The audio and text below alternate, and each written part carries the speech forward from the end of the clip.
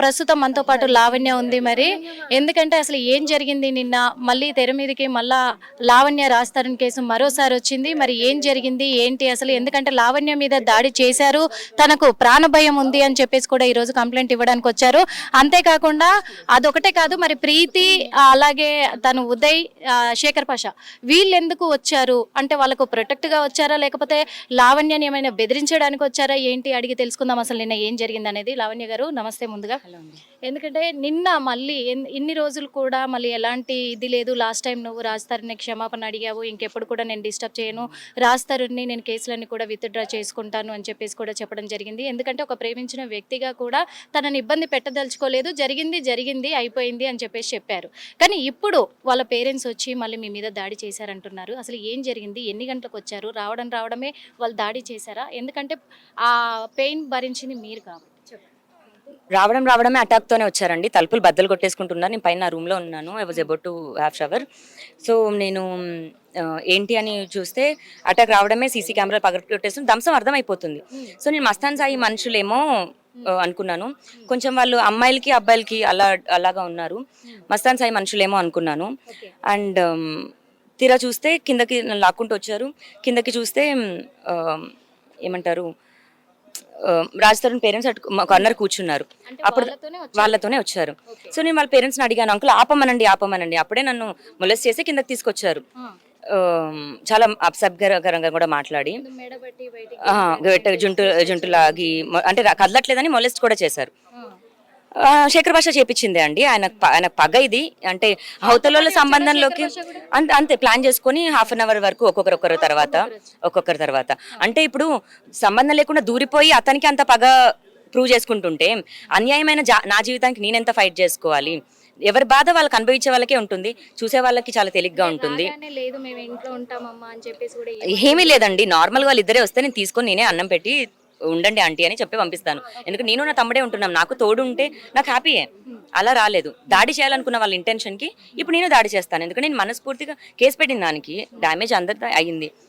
Case పెట్టిన దానికి మనస్ఫూర్తిగా సారీ చెప్పాను. 3 times నోటీసులు ఇచ్చాము ఆ ఇల్లు ఖాళీ చేయమని చెప్పేసి, కానీ ఖాళీ చేయట్లేదు కాబట్టి ఈ రోజు వచ్చాము ఇంకా డైరెక్ట్ గా. నోటీసులు మీకు చూపించారా? అంటున్నారు. చూపించారా? మీకు వచ్చాయా? ఎందుకు వస్తాయండి నోటీసులు? ఎందుకు వస్తాయి? రాజ్ 4 years ago నాకు ఆల్రెడీ ఇల్లు రాశాడని చెప్తున్నాను కదా.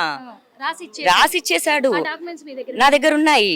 సో ఏమున్నా సరే మేము లీగల్ గా ఇది చూసుకుంటాం. దాడి అన్న తప్పు, దాడికి కంప్లైంట్ ఇచ్చాను. ప్రాపర్టీ పరంగా అంటారా, కోర్టులో చూసుకోమనండి. వాళ్ళంతా న్యాయంగా ఫైట్ చేస్తున్న వాళ్ళని దయచేసి కోర్టులో ఫైట్ చేయమనండి. ఇక్కడ ఎవరు అలాంటిది అక్కడ కొంతమంది గుర్తు తెలియని వ్యక్తులు కూడా తిరుగుతున్నారు అని అంటే, మరి అక్కడ ఎవరు పర్మిషన్ ఇచ్చారు లోపలికి? రాజ్ తరుణే ఇస్తున్నాడు. రాజ్ తరుణ్కే ఇదంతా కావాలి, రాజ్ తరుణే ఇస్తున్నాడు.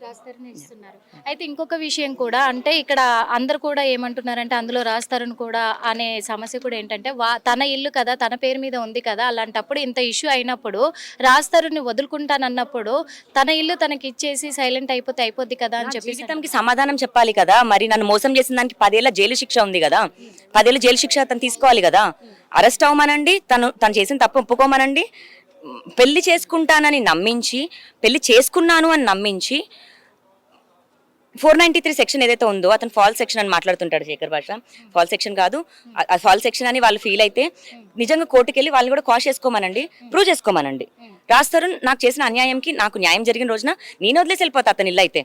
అది మేము కోర్టులో ప్రూవ్ చేసుకుంటాం కదండి. రాజ్ తరుణ్ వచ్చి మాట్లాడేసి ఇవన్నీ అంటే నాకు లావణ్యకి సంబంధం లేదు అని చెప్తే మీతో కూర్చుంటే వదిలేస్తాను. ఎందుకంటే క్లోజర్ కదా. నేను మనిషిని ఒక కుక్క పిల్లని తెచ్చుకొని వదిలేకపోతున్నాను. మనిషిని నన్ను ఎలా తీసుకొచ్చి 15 సంవత్సరాలు ఉండి మాట్లాడి ప్రేమ అన్నాం, కొట్టుకున్నాం, తిట్టుకున్నాం, తాగాం, అన్ని చేసాము. చివరికి వచ్చేసరికి నేను శత్రువునా, లేకపోతే మనిషిగా కనిపించట్లేదా, పోనీ వస్తువుగా కూడా కనిపించట్లేదా? వదిలేసి వెళ్ళిపోయో, నీ దిక్కు నీకు ఈరోజు ప్రాపర్టీ ఉందని వచ్చావు, ఆ ప్రాపర్టీ లేకపోతే అది కూడా రావు కదా నువ్వు. సో నువ్వు ఏ రకంగా హీరోవి? ఇప్పుడు నిన్న ప్రీతి కూడా అక్కడికి వచ్చి ఒక మాట అనడం జరిగింది. ఏమని అంటే, ఇది రాజ్ తరుణ్ది, లావణ్యకు సంబంధమే లేదు, ఇంకొక విషయం నా ఫోన్ లాక్కునింది, నా ఫోన్ నాకు ఇచ్చేయాలి అన్నది. అసలు ప్రీతి నిన్న ఎందుకు వచ్చినట్టు? నేను మీకు ఎప్పుడు తెలుసండి, ఒక ఇంటర్వ్యూ చేసినప్పుడు 2 years ago స్టోరీ మీరు చెప్పండి, మీరు చెప్తారా? ప్రీతికి ఎలా తెలుసు ఆ ఇల్లు ఎవరిదని, మేము ఎప్పుడు స్టార్ట్ చేశామని, ఏ సంవత్సరంలో మేము కలిసామని, ఏ రోజు తిన్నామని, ఏ రోజు ఏం చేశామని? సింపుల్ అంతే. ప్రీతి ఎవరు? హూ ఇస్ ప్రీతి అండి. మీరు క్వశ్చన్ అడిగేటప్పుడు నువ్వు ఎప్పుడు పరిచయం అమ్మా, నువ్వేం చూసావు అని అడిగితే అలాంటి వాళ్ళు ఎంకరేజ్ అవ్వరండి. దేనికి వేస్ట్.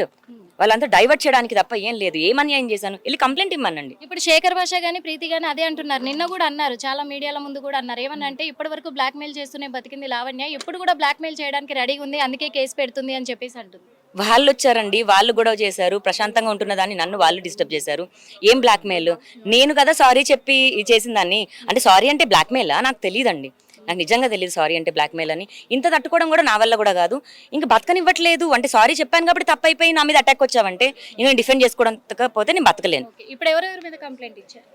నిన్న ఫిజికల్ గా నా పైన ఎవరైతే అటాక్ చేశారో, మెంటల్ గా అండ్ వర్బల్ గా కూడా నా పైన ఎలా అయితే న్యూసెన్స్ చేశారో వాళ్ళందరి పేరు ఇంక్లూడ్ చేశాను. ఇప్పుడు మీరు ఏం కోరుకుంటున్నారు? ఖచ్చితంగా ప్రొటెక్షన్ కావాలండి. అండ్ ఇంకొకసారి వాళ్ళు మా రెసిడెన్స్ కానీ దీంట్లో ఇన్వాల్వ్ అవ్వకూడదు.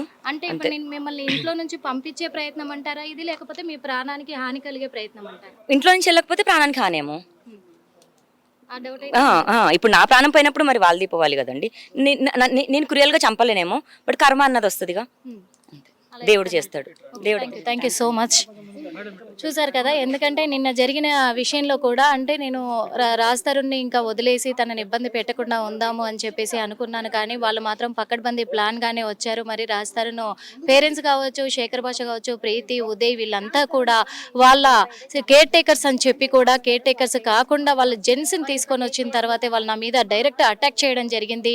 ఆ తర్వాత ఇదంతా కూడా అయ్యింది. కాబట్టి నేను సామరస్యంగా వెళ్దాం అనుకున్నా, కానీ ఇప్పుడైతే సామరస్యంగా వెళ్ళను. నేను ఖచ్చితంగా కేసు పెట్టి తీరాను. అందులో ఒక మీడియా ఛానల్కి సంబంధించిన లేడీ పేరు కూడా చెప్తున్నారు. కాబట్టి మరి వీళ్ళందరూ కూడా కుట్రపూరితంగానే నా మీద అటాక్ చేశారు. కాబట్టి నాకు ఇప్పుడు ప్రాణ భయం ఉంది. కాబట్టి అందుకే నేను పోలీస్ స్టేషన్కి రావడం కూడా జరిగింది, కంప్లైంట్ కూడా ఇచ్చాను నేను అని చెప్తుంది లావణ్య, తను ఆరోపిస్తుంది. కానీ ఇది ఏదేమైనప్పటికీ కూడా రాజ్ తరుణ్ వచ్చి ఖచ్చితంగా తను కూర్చొని మాట్లాడితే నేను ఇల్లు ఇచ్చేయడానికి సిద్ధంగా ఉన్నానని కూడా చెప్తుంది. కానీ రాజ్ తరుణ్ బయటికి రావాలి, మాట్లాడితేనే దీనికి సొల్యూషన్ దొరుకుతుంది. ఎందుకంటే వాళ్ళ పేరెంట్స్ది కాదు, నా పేరెంట్స్ది కాదు, నేను రాజ్ తరుణ్ కలిసి కట్టుకున్న ఇల్లు ఇది. కాబట్టి నన్ను ఇంట్లో నుంచి పంపించాలి అంటే నాకు ఏదైనా సెక్యూరిటీ కల్పించాలి కదా, నాకు న్యాయం జరగాలి కదా అని లావణ్య అంటుంది.